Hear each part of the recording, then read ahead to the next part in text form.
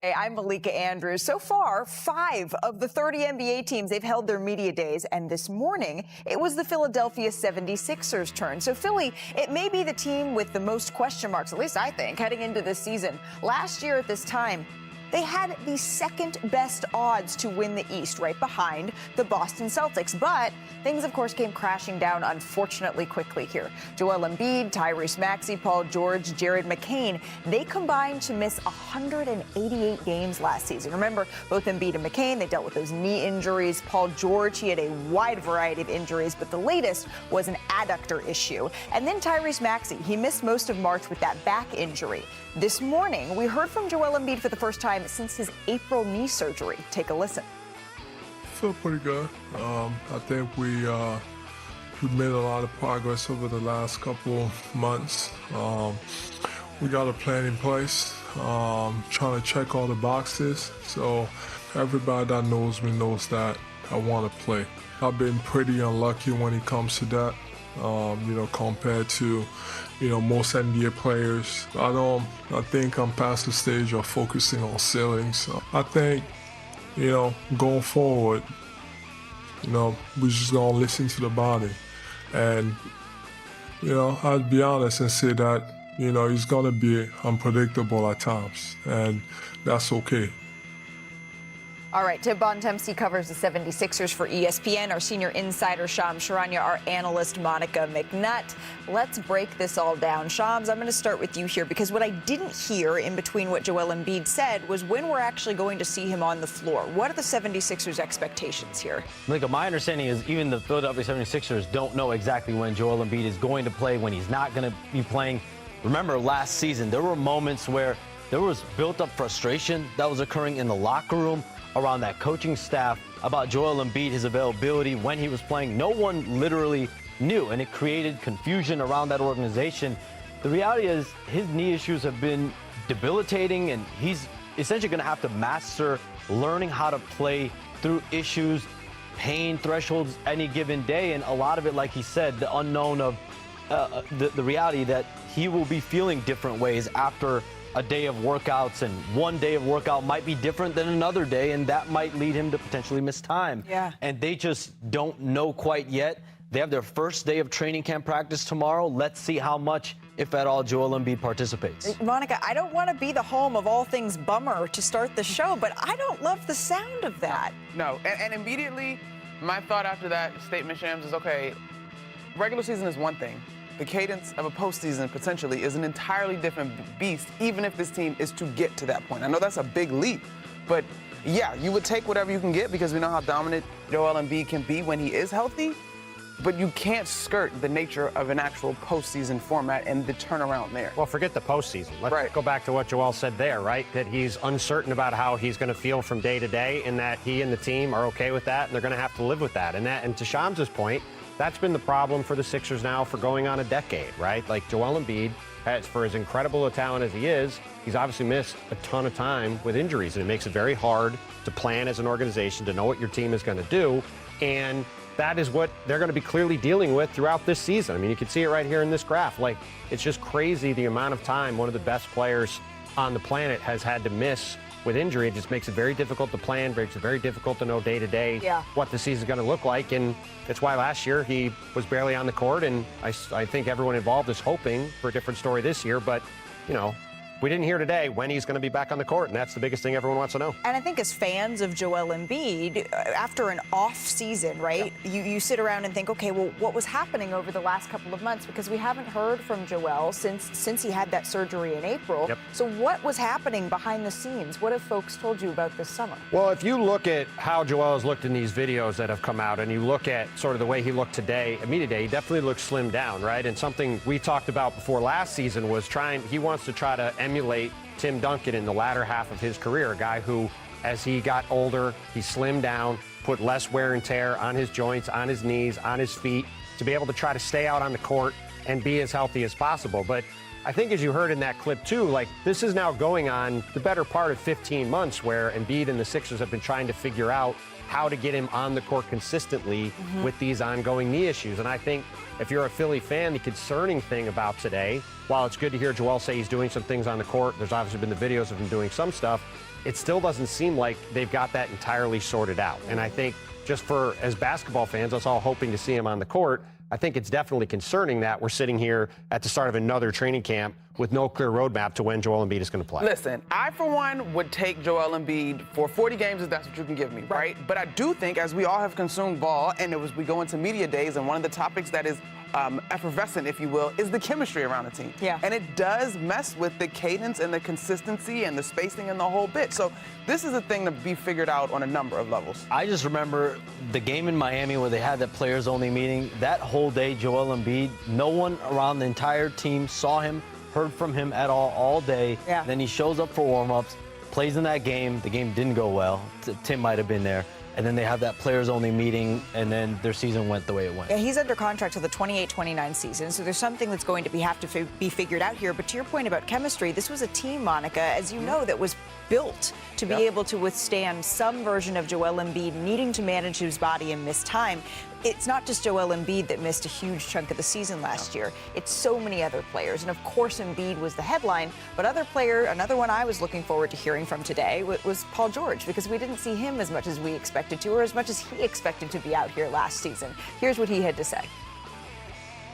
From a motivational standpoint, can't get no worse than last year, right? Like, that was a rock bottom kind of season. I think it was a disappointment. To be honest, there was a lot of piss offedness in my summer this year, and I think you guys all understand why it was not what we wanted. We need a standard. Like, this is who we are every single day, no matter who plays, no matter who doesn't play. When you see Philadelphia 76ers, this is what you see. You're going to see that team every single night. I walk around Center City every day. I see the excitement of the Eagles. I see the Phillies playoffs. This offseason was about working every day to get ourselves back to being in those conversations. Yeah, Philly fans, this is what they want to see. They ride for their city. So, Monica, is there a version? You have covered the New York Knicks closely. No. Is there a version of this team that could be at the top of the Girl. Listen, I'm never going to say never, because things happen in sports, right? And again, when you look at this roster, and I love Tyrese Maxey, I love what he said. If they do develop a standard, right, even if it is a bunch of, let me go figure out who that person is and what school they went to, but playing hard, and they can be consistent, I'm not going to completely rule it out, right? Yeah. I'm not going to completely rule it out. But right now, I think with the uncertainty around such a key piece in Joel Embiid, this is a uphill battle for sure. Well, the question is there a world where this could happen, right? Yes, there is a world where this could happen. If Joel Embiid is healthy, if Paul George is healthy, if Tyrese Maxey is healthy, when, as you said, Monica, this team gets to the playoffs, if they can get there, they're going to be a team no one's going to want to play if those guys are on the court, right? And again, there's probably no bigger if in the NBA than if the Philadelphia 76ers will be healthy. But if those three guys are on the court, they're as good as anybody in the Eastern Conference. They can give anybody in the Eastern Conference a run for their money. But again, that all comes back to the central question. Will Joel Embiid be able to play? When will he be able to play? How good will he be able to play? Until we know the answers to that question, you can't say that world exists, because it's sort of living in a dreamscape. I feel like this over the entire beginning of the show, it's just been like, I'm sorry, guys. I promise we're going to get to some good news eventually. Are we? Sean, For sure? Maybe at some point you reported yesterday on our show, Tim did, that Jared McCain is out with the UCL tear in his right thumb. It feels like everything is compounding here. What update do you have for us on that front? Sources tell me Jared McCain is expected to undergo surgery on that right thumb and be sidelined approximately 4 to 6 weeks. So he will be out to start the regular season. And then from there, you hope that he's going to be able to make a return. His season last year ended in a devastating way. He was en route to potentially being the Rookie of the Year. He has a torn meniscus. He's out the rest of the season. And now his season will start off with him on the sideline. But 4 to 6 weeks is the approximate timeline he will be out after undergoing that surgery. Shams, thank you. So at least 4 to 6 weeks before we see Jared McCain on the floor. Before we head to break, guys, I'm not going to play the sound again, but we have some unfortunate news before we take this thing to commercial. The Trailblazers that guard Scoot Henderson, he sustained a left hamstring tear during an offseason workout this week. He is expected to return to basketball activities in 4 to 8 weeks.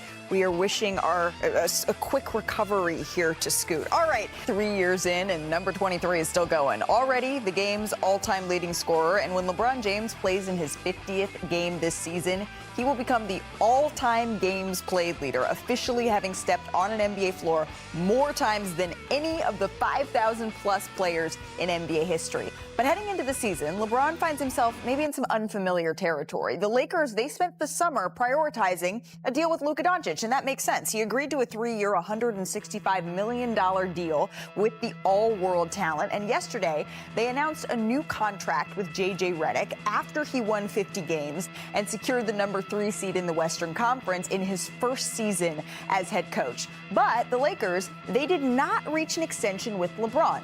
Ultimately, it led to James picking up his $52.6 million option for the 2025-26 season, fueling the speculation about the superstar's future with the team set to open training camp next week. So we need a little bit more information on all of that. So for that, we welcome back in our senior insider, Shams Charania. Before we dig into this just a little bit further, let's focus on what has happened here. J.J. Redick did get an extension, Shams. How did the Lakers agree to this? Malika, so I'm told the Lakers gave J.J. Redick a 2-year extension, so that gives them a total of 5 years through 2029, 2030 at $45 million. So this makes it clear J.J. Redick is the coach, not just now, but moving forward for the long term, beyond just the LeBron James era in Los Angeles. And as these coaching contracts are continuing to go up, as his deal is starting to end, and as he has 1 year tick off, they wanted to make sure they gave him 2 extra years, so he's locked in there till 2030. All right, so J.J. Redick, that extension is taken care of. So now we can talk about the extension that we did not see. J.J. Redick and team president Rob Pelinka spoke on LeBron James's future. Take a listen. The first thing we want to do in terms of LeBron and his future is just give him absolute respect to choose his story with his family in terms of how many years he's going to continue to play. He's earned that right, and he's the best one to talk about that in terms of how many years he'd like to play. First things first would be for him to be able to make the decisions he wants to in terms of how long he wants to play. We're going to continue to honor and respect that and let him speak into that. Was able to spend some time with him here in LA a couple weeks ago, and I came away from that thinking that he's in a great spot mentally, and know he's going to give us his absolute best. Our NBA reporter Dave McMenamin was in that room yesterday. Dave, what do you take away from JJ and Rob's comments here? Well, I followed up with Rob after he gave his initial answer saying that he would be welcome to LeBron deciding where his future goes. And I said, what if LeBron's decision is in the summer of 2026, he wants to re-sign with the Lakers? And Rob said, we would love if LeBron retired as a Laker. He didn't discuss the option of actually extending another deal. And to me, that was notable. The fact that he spoke about the idea of LeBron retiring a Laker, not retiring in 27 as a Laker, right now. Retiring as a Laker. Right, essentially after this season is reading between those lines. So do the decisions they've made this summer signal to you, Tim, that LeBron, he's going to be in the purple and gold for multiple years beyond just this year? I think it goes back to Dave's questions, why it was the right thing to ask yesterday, which is what are the plans for both LeBron James and the Lakers? Like, yeah, you could say the Lakers have made things better and maybe LeBron will want to stay, but that doesn't get back to the central question of do the Lakers want LeBron James back? And right now, I think going through this season, this is all going to be about, as you look at the depth chart here that the Lakers have, are both sides in this marriage beyond this season? Or is this a marriage of convenience for right now because there wasn't a better option on the table? And will for either side there be a better option next summer? Perhaps there won't be a better option for either side and they come back for another year. Or perhaps the Lakers can get some different players that they want to have around Luka Doncic instead, or perhaps LeBron James could find a place he'd rather be. But I think until we get clarity from either LeBron or the Lakers that they definitely want to be together after this year, I don't think this question's going away, and I suspect Dave will be asking it a few more times throughout the season. LeBron James' focus is really just on this season, and his future beyond that is really dependent on how this team is doing and where does this team stack up, what kind of start they get off to. And the one request he has made that Rich Paul gave in his statement on the opt-in day right before July was he wants the action for this team to become a title contender and compete for a championship. Outside of that, LeBron James, my understanding is he hasn't been involved at all in Lakers operations. He's going to report for media day, training camp, and we'll see how this team looks. But there hasn't been the inquiries from LeBron James on what's going on here, what's going on there. He's been enjoying his summer, and then he's going to report on media day and we'll be off to the races from there. And when we talk about how this team looks, Sean, we have to think about what they have in terms of assets to make the team better if they don't look as good as everybody wants them to be, all the stakeholders. So what does that mean? Does it mean that they're going to be moving on from some of the expiring contracts that they can put together to go after a player that's out there on the market? Does it mean the 2031 or 2032 draft pick that they have available? They can trade one of them. Will they put that towards the center of the table? And will there be a tension if they don't? Because perhaps LeBron James's camp would say, are you planning for the future when we're not here, and then you only use it then? Or we heard that you want to make this team as competitive as possible. If we need to pivot here, let's put all the assets to the table. Luka Doncic is going to be a huge part of the way this team looks this year, right? And in addition to what LeBron James is going to do and what his future is going to look like, skinny Luka has been a huge topic of conversation, for lack of a better term. And we got our opportunity for the first time to hear J.J. Redick's thoughts. Take a listen. I get the sense from talking to him all summer, spending time with him, not only just here, but at the Backstreet Boys, that this is his life now. This is his routine. This is just a daily commitment to the new standard that he's set for himself. His excitement level, not just in what he hopes the season will be, but his excitement level in embracing this new standard was very high. Whatever emotions he was going through post-trade, like it had an effect on him. So again, it goes back to what I just said about LeBron. I expect the best version of Luka, and it's my job as a coach to bring that out on a daily basis. You could say that Luka has a fire. One desire. Luka Doncic's 34.7 points a game at Eurobasket this summer. They were the third most at a single tournament in Eurobasket history, and the most since Greece's Nick Gallis in 1989. Dave, what's your favorite Backstreet Boy? Just kidding. We're not going to go with the Backstreet Boy songs, but J.J. Redick does expect the best version of Luka Doncic, and we've seen glimpses of that this summer. It culminated in that contract. But what do the Lakers think that looks like? How does it translate on the floor? Well, you best believe when I say that when Rob Pelinka went out to Poland this summer, thank you, he saw leadership from Luka Doncic, not only in the games that he was playing as part of Slovenia's team for Eurobasket, but the way he carried himself in non-game situations, just by setting the example of his dedication 24/7 to the role he's playing. And obviously, LA is the city of stars. It's Hollywood. His initial audition to be the face of the franchise was okay. But his callback audition this summer he nailed the part. And that's the guy they want to see leading the franchise moving forward beyond LeBron James whenever the end of LeBron comes. Well, and that's the tension that we go back to with LeBron James, right? Like, for the first time in the career of LeBron James, maybe going back to when he's 10 or 11 years old, when you saw those clips we showed earlier, LeBron James is not the focal point of the team that he's on. Luka Doncic is very clearly front and center as the guy the Lakers are focused on, and LeBron James is an ancillary piece. And that is a clear tension point going back to all the discussion about opting in this summer, the discussion about what this season is going to look like.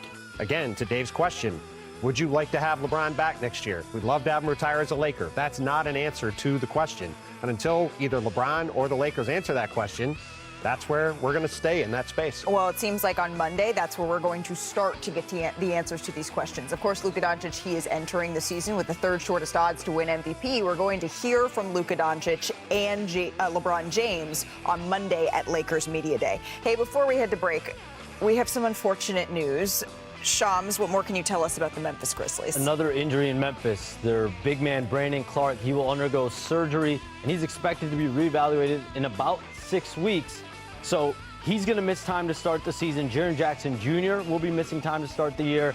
Zach Edey will be out to start the season. So another year of injuries going into the season, but they are. Here's a look at the current standings. We don't have data on Dave, Monica, and Tim, although I happen to remember that you played once last week. Got it. And you won. Okay. Tim, you're a newbie to this, All right. so we thought we'd put you on the spot first. Why not? Okay. Who said this, quote, "Guys know, you throw it to me, it's getting in the air. The majority of the time, I feel like I'm open." Was it Jordan Clarkson? Was it Jalen Green? Or was it Michael Porter Jr.? I'm going to go with Jalen Green on this one. Whoa, that we were Can I quick steal? with the- It was Jordan Clarkson. Oh. Throw it to me, he's going to getting in the air. And majority of the time, I feel like I'm open, but. See, Monica was ready for that one. That's why he's in a New York uniform. Yeah, the Knicks connection. All right, Tim. Well, we will invite you to play again. Next one, Dave, is for you. Who said this quote? I'm super excited. I'm super excited, man. I haven't had a good screen in 2 years. It'll be dope. Was it Cam Thomas? Was it Devin Booker? Or was it Jordan Poole? So had a good screen, not set a good screen. Had a good screen, as in set for this person. Oh, man. I'm going to go Jordan Poole. Was it Jordan Poole? Nah, it was nice. I knew that one. I promise I didn't rig it in Dave's favor. I'm super excited, man. I haven't had a good screen in 2 years, so it'll be dope. She's talking about Kevon Looney. Oh, I thought he was talking about Skinny Zion. Well, you Also got fair. multiple options. Also very fair. All right, Miss McNutt, the next one is for you. Who said, quote, I'm the type of person who spends an hour and a half going down a deep, deep rabbit hole on ChatGPT. It used to be Wikipedia, but now, my friend, oh yeah, it's chat. Was it Mike Brown? Was it JJ Redick? Or was it Nick Nurse? I don't think Mike said this. I don't think. I'm going to give this one to Nick Nurse, just because. Was it Nick Nurse who's down the ChatGPT rabbit hole? No, it's JJ. Really, JJ? I'm surprised. I was going to say that was easy. Spend an hour and a half going down a deep, deep rabbit hole on ChatGPT. It used to be Wikipedia, but now it's me and my friend Chat. Oh, me and his friend Chat. No NBA coach is more likely to be on ChatGPT than JJ. What do you think he's asking ChatGPT? Yeah, but he trusts it for real? That's what surprises me. I love when I catch, like, no, you're wrong. And I get to come in and say, no, this is incorrect. All right, last one's for everyone. Tim, you got a chance to redeem yourself. Let's see. Who said this? Quote, I didn't know there was such a thing as toe yoga. Me neither. So I've been doing a lot of toe yoga this summer to get that strength back in my big toe. Was it Mitchell Robinson who was doing the toe yoga? Was it Zion Williamson with those digits? Or was it Andre Drummond with the little piggies out?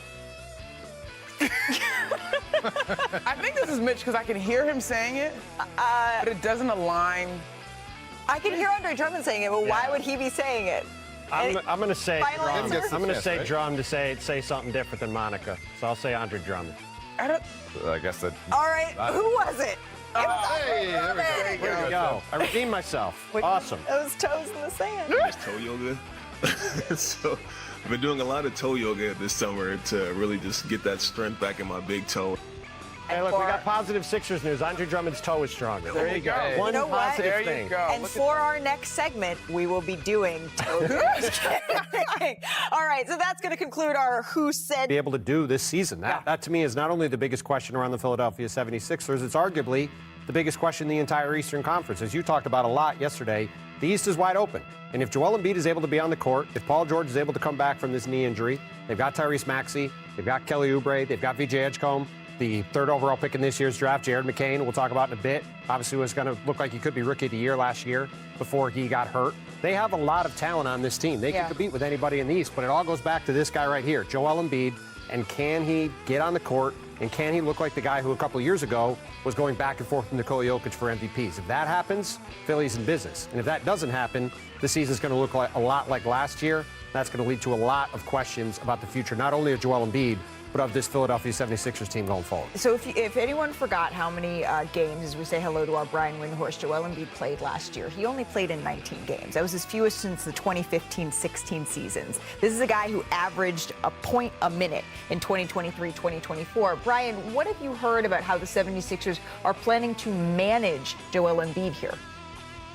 Yeah, so I know that there's going to be a big focus of when Joel Embiid is going to be able to play. And I'm not sure that you're going to get a firm answer on that tomorrow or even in the near future.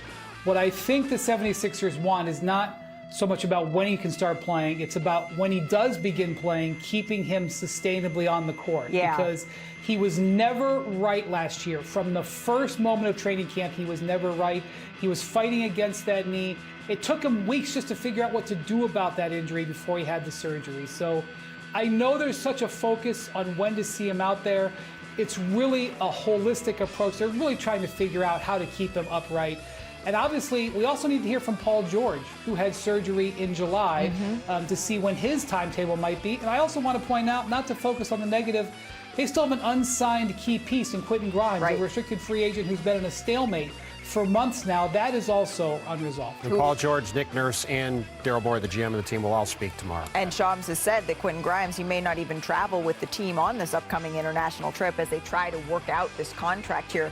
I don't like this. I don't like that we've started this show in this segment, and I think if we had turned the word surgery into a drinking game, we'd all be drunk 5 minutes in. I don't like this, Bobby. So can you show us what it is the 76ers are actually dealing with, what they're looking at with their roster here? It's the forgotten team, right? Remember last year's offseason winner, the Philadelphia 76ers? They go out and sign Paul George.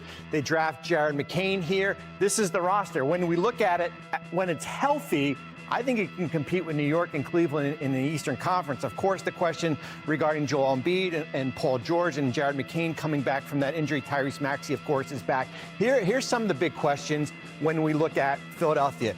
Which Joel Embiid and Paul George will we see this year? Both guys certainly limited last year with injuries. Did we learn anything from last year? Look at this. 15 games together, the big three, 1 game under 500.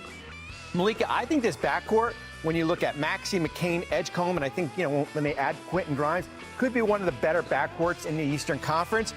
And the Achilles, the front court depth, when you look at it, at Dembona, Andre Drummond, Trendon Watford, Justin Edwards, I do think there's an Achilles with this Philadelphia team outside of the injuries. The front court depth where there could be something that they're going to have to address during the season. I just remember, and I've said this a couple of times, I went out to the 76ers training camp last season, Brian, and when I went out there, before a game had even been played, what Joel Embiid had told me was, okay, this team is assembled so that I can miss games. Of course, not play in only 19, but this is the way that this team was put together. I'm not sure I see what's different from last season to this season. Do you? No, I think the big concern about Joel Embiid is that he left Paris from getting his gold medal healthy. He was not dealing with any sort of significant knee thing, and when he came to begin working up for the season, he wasn't right. And, he searched for a way to deal with that, and, unless that is resolved, in all honesty, we're talking about a middle-of-the-pack team. When Joel Embiid is right, he is one of the biggest weapons offensively the league has ever seen. He elevates them, especially in a conference that is vulnerable. And so as Bontemps said, that health and where Joel Embiid is, not necessarily on August or on October 1st, but where he could be in the back half of the season is one of the most important things we can see in the NBA going into the year. Health is the number one question. You've got to have more than 15 games with your big three together on the floor. We're going to have more on training camps that are going on around the association right now a little later.